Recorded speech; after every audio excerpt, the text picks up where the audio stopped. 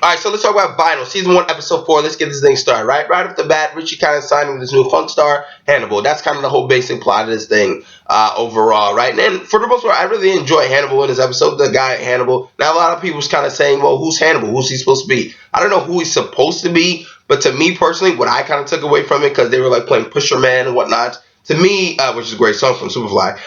For me personally, he kind of reminded me of like James Brown, a little bit of Jimi Hendrix.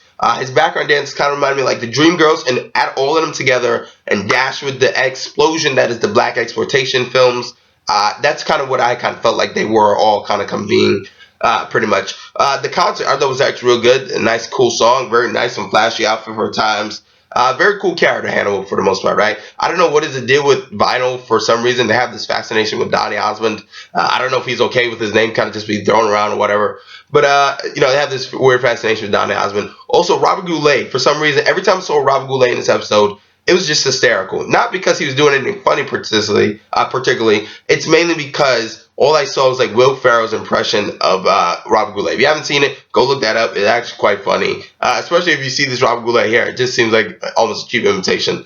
But yeah, for Devon, right? Let's talk about Devon, right? Her storyline is kind of just getting a little bit bland because it kind of goes into the same realm of just like a nagging wife that just wants to be let into her husband's world, right? And granted, I don't think she really wants to get into the husband's world if she really knows what his world is, which is murder, drugs, hookers, whatever you may want to call it. The whole shebang, it's rock and roll pretty much, right? The thing is, though, she doesn't know what she wants. She doesn't know she wants to be with Richie. She doesn't know she doesn't want to be with Richie. And the Lord kind of calls her out on her shit, and it makes kind of completely sense. And I feel like the writers don't know what to do either. They don't know if she wants to be the nagging wife, the wife that does her own thing with like Andy Warhol or whatever. I feel like they don't know what she's doing. It's a shame because Olivia Wilde is great. Unfortunately, they're not doing much with her. Now, the Lester and Richie thing, right? The Lester and Richie, and their confrontation or whatever it may be, was very interesting because one, I don't know if you noticed, but Lester actually has a scar in his throat. So I'm wondering, I'm assuming that's why he lost his voice, unless they said it before and I missed it. But I thought that was interesting that he had a scar on his throat. He eventually burns Richie's shit, and eventually Lester meets the nasty bitch, right? He kind of has this conversation with them. I thought that was an interesting conversation because he pretty much tells them how the world is pretty much going to fuck you over, particularly the system and particularly Richie. And then he eventually kind of becomes their manager, and that's kind of where Richie's bad decisions kind of come into play here. Where Richie kind of earlier told his buddies to kind of leave, not come. He doesn't want anybody dealing with it. Therefore, it kind of leaves the office kind of unguarded. Therefore, that's kind of how Lester pretty much took over the nasty bits, got into the head, they signed. He pretty much was telling them how the artists pretty much have the power or whatever to sign. They're the people with the pen. And I can understand that because at the end of the day, it's the artists that people come to see, not the record producers. So that is what it is. Now, for the most part, I think Richie and Lester's thing, they understand that they're probably never going to get back to where they were, but they can at least have a slightly solid working relationship. And I think that is probably the best step, particularly for them. Some musical performances that I really did enjoy here was hearing Pusher Man, as I said earlier, Sinner Man by Nina Simone. She's been in the headlines a lot recently.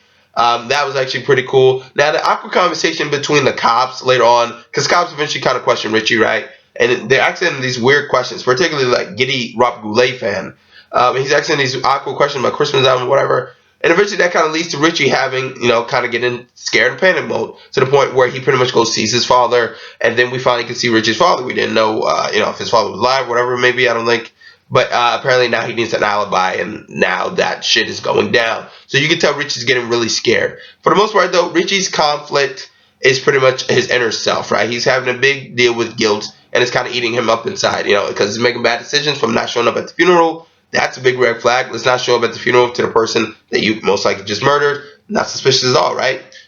Getting rid of his boys, leaving them guarded, lest it tastes nasty bits. They finally do sign. So yeah, overall, this was a good episode, and I feel like the funk that's taken over this episode was quite cool to see. It was a good episode, for the most part. The Devon thing is just kind of, over the place, but I did like when she kind of, bashed the thing into the wall, and it was like that reverse camera shot. I thought that was actually pretty cool. But that's my review. Comment, subscribe, and like. I'm Chris Smith, and I'm signing out.